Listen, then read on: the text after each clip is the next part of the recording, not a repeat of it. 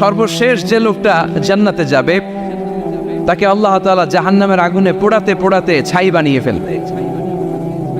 আল্লাহ বলবেন, জিব্রাইল যাও একটু দেখো, একটা মাত্র সেজদা দিয়েছে আমাকে, এরকম কাউরে পাওয়া যায় কিনা, বাটি চালান দিয়ে দেখো পাওয়া যায় কিনা।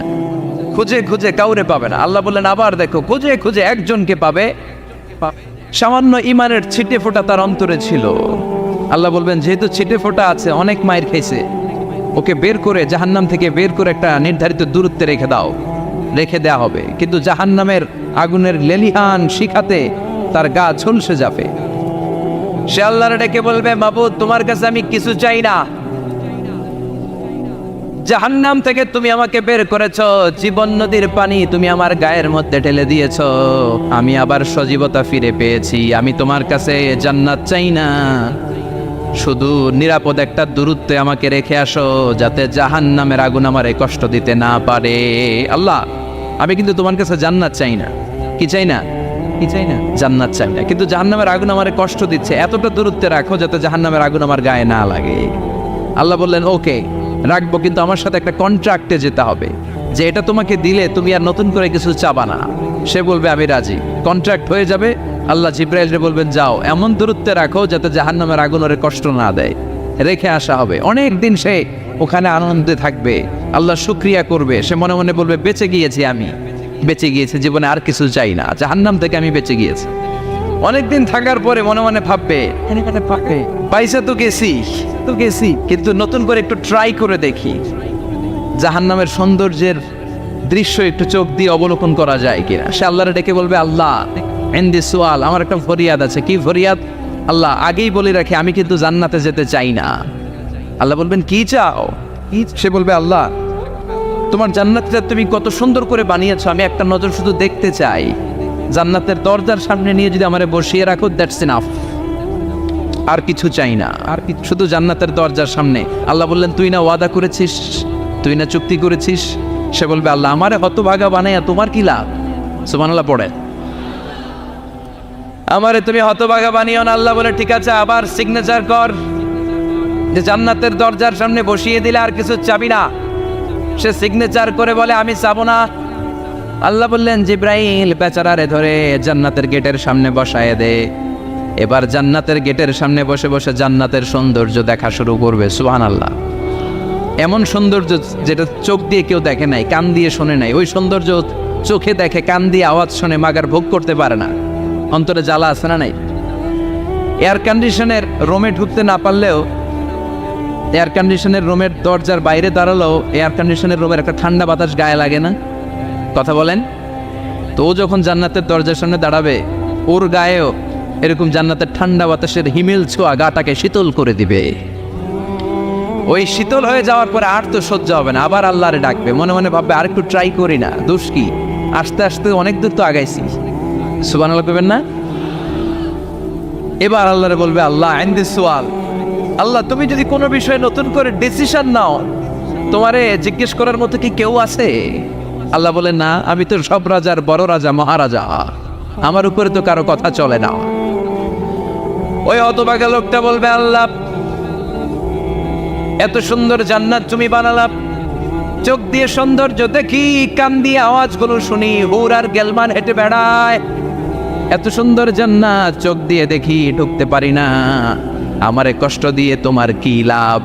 ও আল্লাহ আমারে তুমি মাফ করে দাও, জান্নাতের চিবার মধ্যে এক কর্নারে তুমি একটু আমারে জায়গা করে দাও। আল্লাহ বলবেন ওয়াই হাক ইবনা আদম, তোর ধ্বংস হোক হে আদম জাত, মা আগতারাকা, তোর চেয়ে বড় গাদ্দার আমি আমার সৃষ্টিকুলে কাউরে দেখি নাই, কারণ তুই আমার সাথে চুক্তি করিস আর চুক্তি ভঙ্গ করিস। আল্লাহর রহমতের দরিয়ায় তখন জোশ খেলে যাবে, ওর আকুতি মিনতি চাহনি আল্লাহর রহমতের দরিয়ার মধ্যে জোশ লাগিয়ে দিবে। আল্লাহর দয়া হয়ে যাবে, মায়া হয়ে যাবে। আল্লাহ বলবেন ঠিক আছে জান্নাতে যা। লোকটা এবার এক দৌড়ে জান্নাতের ভিতরে ঢুকে যাবে। লোকটার দৌড় দেখে আবার লোকটারে আল্লাহ ডেকে বলবে একটু দাঁড়া, একটু দাঁড়া, জান্নাত তো দিছি, তো দৌড় দিলি কেন? সুবহানাল্লাহ করবেন না?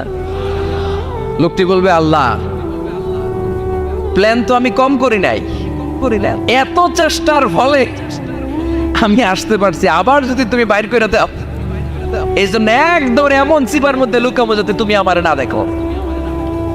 আবার আল্লাহর রহমতের দরিয়ায় জোশ খেলে যাবে, আল্লাহ কাছে ডাকবে, কাছে আয়, ও গোলাম তোর কি মনে চায় আমারে বল, আজকে তুই চাইতে থাক, আমি দিতে দিতে তোর মনের সব আশা পূরণ করে দেব।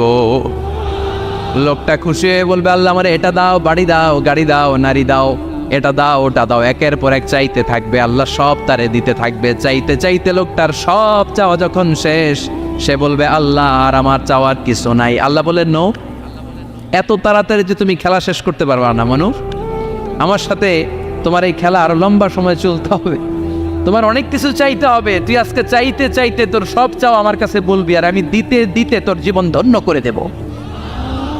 সে আবার চাইতে শুরু করবে, আল্লাহ এটা দাও, ওটা দাও, ওটা দাও, আল্লাহ দিতে দিতে সব দিবে। এরপরে বলবে, আল্লাহ মাফও চাই, দোয়াও চাই, আর চাওয়ার কিছু নাই। আল্লাহ বলবেন, তাই ঠিক আছে, তোরে আমি জান্নাতে ঢুকাই দিলাম, তবে মনে রাখিস তোর জান্নাতটা হবে সবচেয়ে ছোট জান্নাত, আর তোর জান্নাতটা হবে এই পৃথিবীর 10 গুণ। চিল্লা এখন সুবহানাল্লাহ। বুখারীর বর্ণনা, আখিরু মান দাখালাল জান্নাত, যে লোকটা সর্বশেষ অনেক মাইর খাইয়া রিমান্ডে থাকার পরে জান্নাতে ঢুকবে, তার জান্নাতটা যদি পৃথিবীর 10 গুণ হয়, তাহলে আমাদের সবাইরে ফেরদাউসে ঢুকাতে আল্লাহর কোনো সমস্যা আছে? চিল্লায় বলেন, সমস্যা আছে? এজন্য আমরা আল্লাহর কাছে কোন জান্নাত চাই? কথা বলেন। রব্বুল আলামিন বলেন, ওয়াসিকাল্লাযীনা তাকাউ রাব্বাহুম ইলাল জান্নাতি যুমারা হাত্তা ইযা জাউহা ওয়া ফুতিহাত أبوابها وقال لهم خزنتها سلام عليكم طبتم فادخلوها خالدين। সুবহানাল্লাহ পড়েন। তো জান্নাতীরা যখন জান্নাতের দিকে যাবে, ফেরেশতারা হাঁকিয়ে হাঁকিয়ে নিবে, চলেন চলেন জান্নাতে চলেন, কংগ্রেচুলেশন, সুস্বাগতম।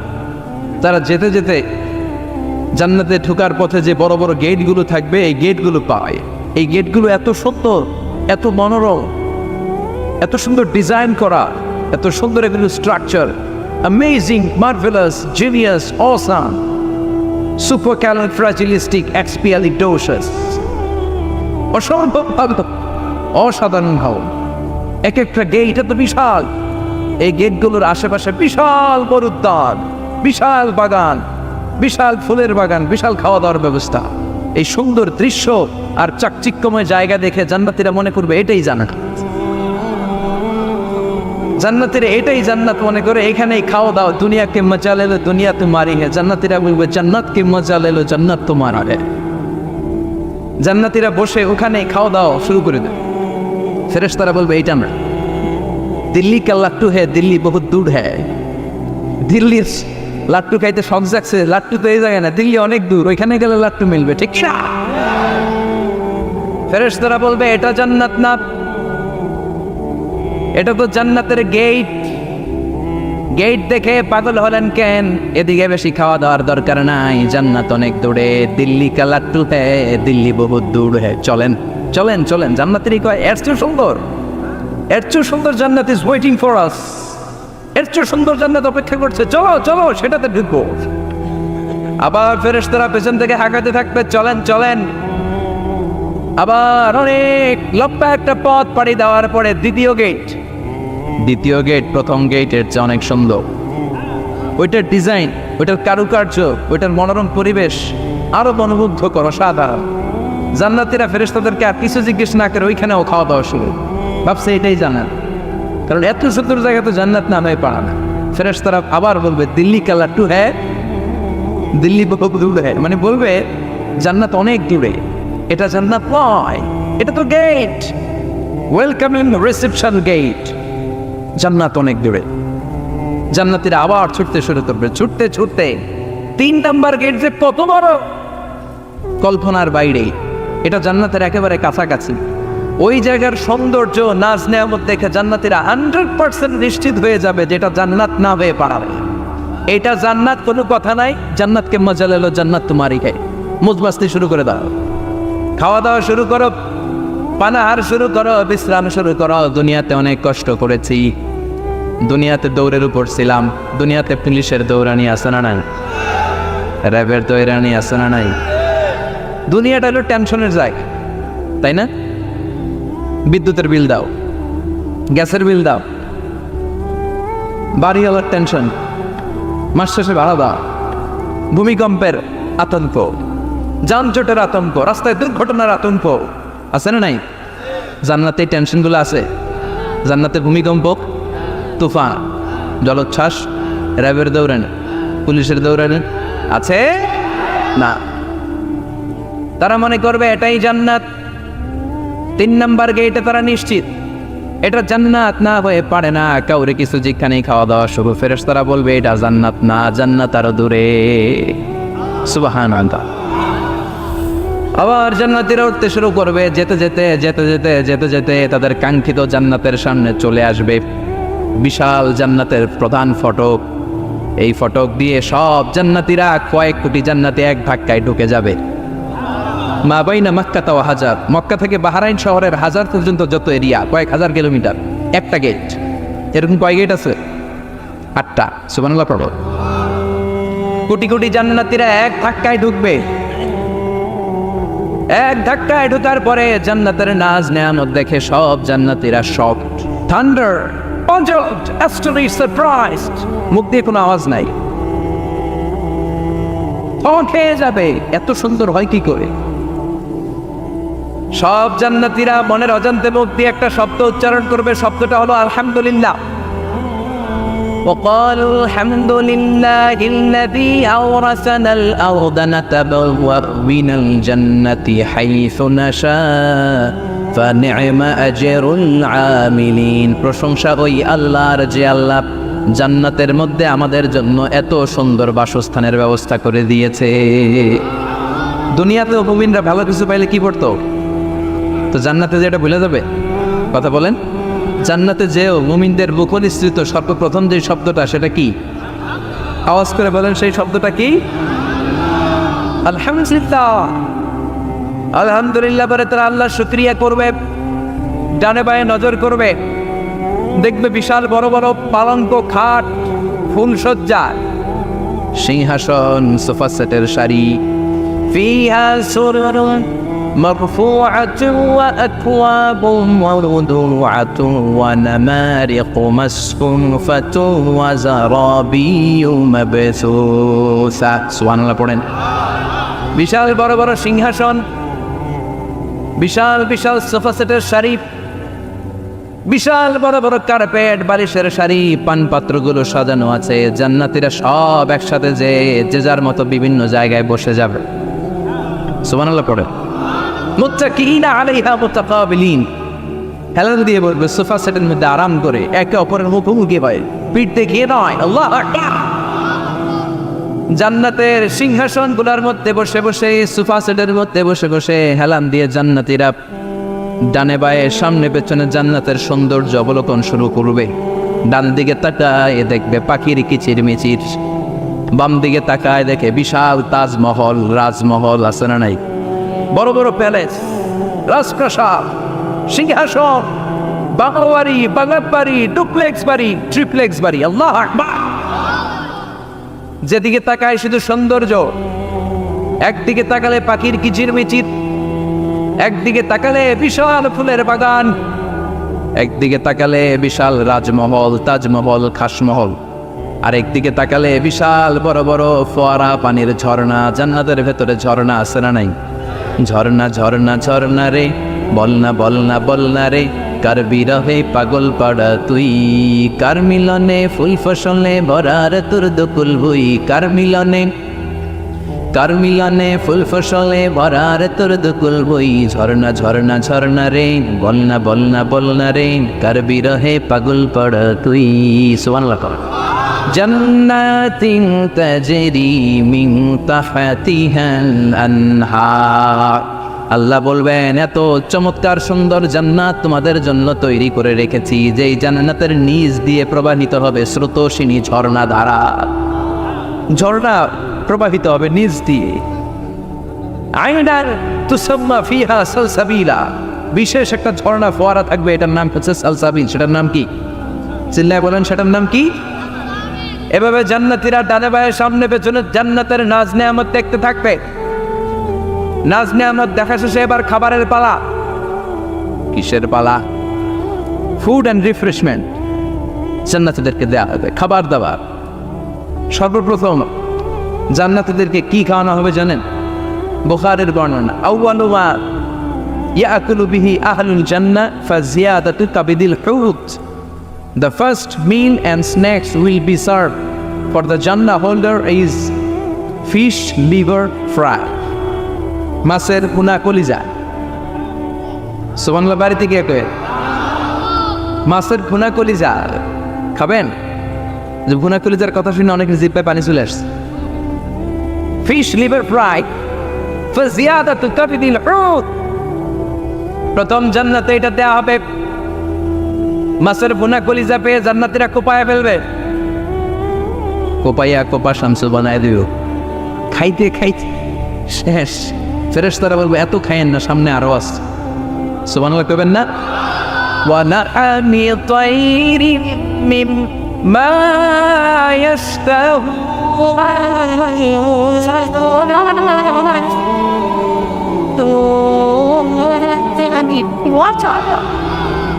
ওয়ালাহমি তাইরিম মিম্মা ইয়াশতাহুন।